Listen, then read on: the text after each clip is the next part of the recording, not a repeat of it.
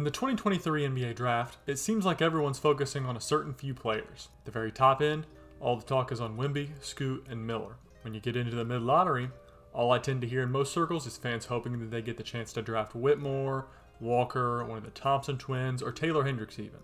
It seems like most fans see a major fall-off after that crop of talent is gone. Anthony Black is looking to put himself right in that conversation with the second tier of lottery prospects, and he has some traits that make you think he could deserve it. What makes Anthony Black an intriguing prospect? Does he deserve to be in that conversation to go earlier in the lottery? Let's find out. Welcome back to Hoop Hierarchy. This is KC. So Black grew up in Texas and was the son of two college athletes. His dad played basketball for Baylor, and his mom played soccer at Texas and Baylor as well. In high school, he had an illustrious career. He started out at Coppell High School, and here is where he built the foundations of his game and what he could be as a player, as he was a top-level player in his area, averaging 16, 7, 4 assists, and 2 steals. Where he really made a name for himself, though, was his senior year where he transferred to one of the biggest schools in the country, Duncanville High School. He did this so he could raise his exposure, and though he didn't play all of the games his senior year due to injury, that year, along with his feature role for the USA men's FIBA under-18 team, put him in a position to be ranked as a 5-star in his high school graduating class. Though he did garner some interest from the G League and other universities, he chose what I believe turned out to be the best decision for his draft prospects, as Arkansas gave him the role he needed to properly showcase the traits and skills he has in his game. And in doing so, he has shown NBA teams enough that now he's looked at as a lottery prospect. So with all that, what are his key traits in his game that indicate real promise at the NBA level? And what are some others that may need some work? Well, let's get right into that. So first and foremost, on the shooting front, he really isn't all that spectacular. And this is a big area of improvement he needs to target because I think just the way that his game is oriented, he is going to need to be at least slightly above average as a shooter in the NBA if he wants to reach any sort of all-star level. His shot is incredibly slow, which can be worked around if he was a higher percentage shooter, but he isn't that either. He was around a 30% three-point shooter at the college level, and while that isn't abysmal, it doesn't tend to inspire a lot of confidence either. What I will say though is when observing his play, I noticed that the games where he had the most success in shooting the three, he looked much more confident in his shot for whatever reason. The shot actually looked better, the release was quicker, his feet were set in a better way, and in turn he shot much more efficiently. This makes me believe that he has a chance to get the shooting to a better spot, but as of now, definitely not an area of strength. So next up on his playmaking, Black's quickest skill to translate is going to be his playmaking for others. Though he averaged less than 4 assists in college, he's a natural distributor. If he gets any significant minutes with the ball in his hands at the pro level, even if it is as a reserve guard, he should more than likely get higher assist numbers than he did at the college level. I think more than likely his best fit at the pro level is as the point guard, or at least the primary offensive initiator. His vision is very impressive, and he's an efficient distributor. He doesn't necessarily throw a ton of flashy passes, but his passing is usually spot on accurate and he makes reads that I would argue not many guys can make in this draft. He processes the whole floor very well and does a good job finding guys all over the court. His general accuracy gives him the ability to hit guys right where they need to catch it. Just in general, I really like his passing game.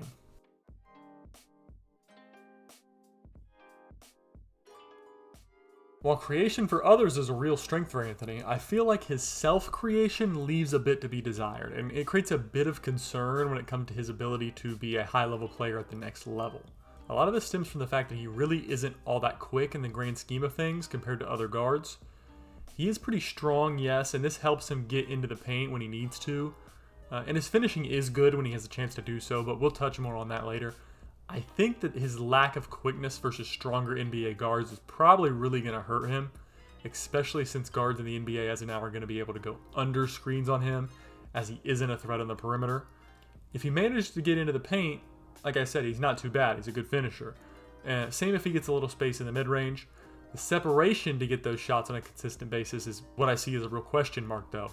And really what it comes down to is if he can develop enough craftiness and creativity to compensate for the lack of foot speed.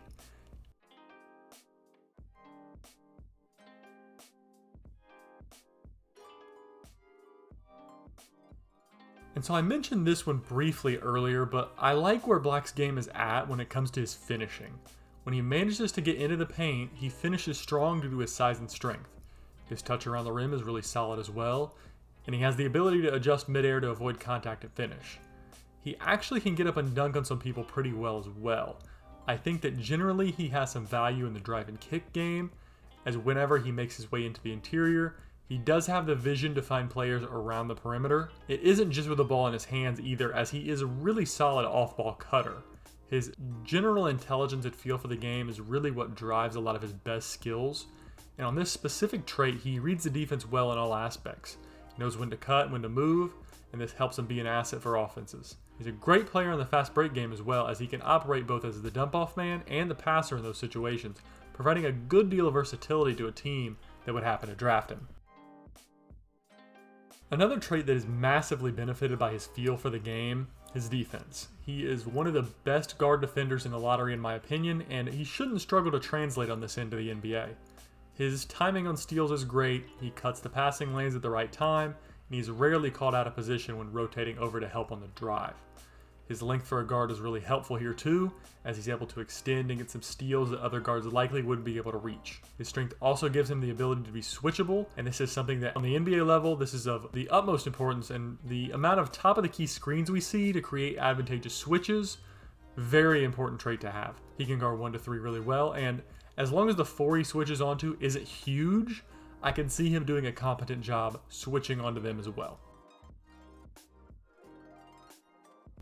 Now, pretty basic comparison here because I've seen this one everywhere, but I'm going to go with Josh Giddey here. It's not a perfect one-for-one comparison, but they have a lot of similarities. I also see quite a bit of young Sean Livingston as well. The Giddey comparison comes in as they are both more slow, methodical players with above average size at the position and a good feel for the game. I think Black is actually a bit better on the defensive end than Giddey, but at the same time, I see Giddey as being much further along offensively as a prospect. So it's up to Black to find a way to approach that level on the offensive end. If he does, there's definitely a role in the NBA for him. There's never going to be a time where there's too many big guards with the ability to play make in the league that there isn't room for one more.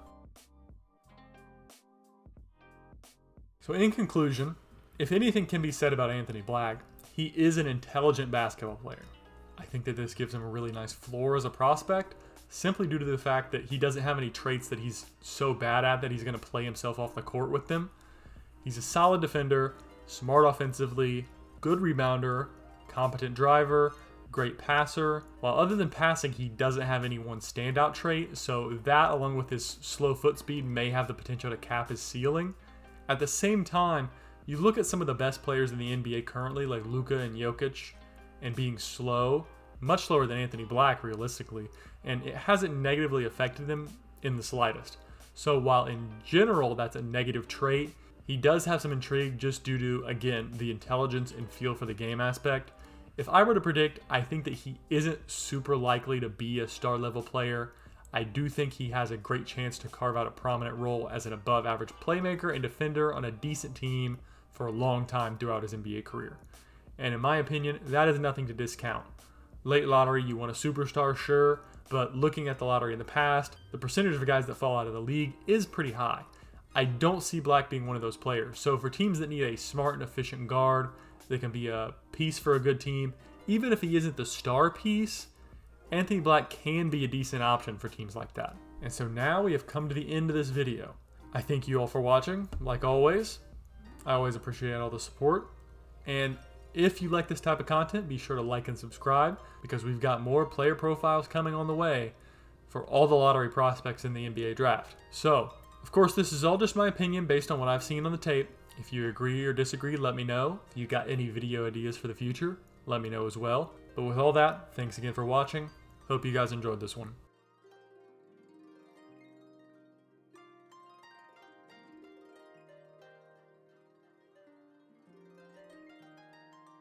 Hey, thanks again for watching this video. If you enjoyed what you just saw, go ahead and click one of these videos here to see some more of our content.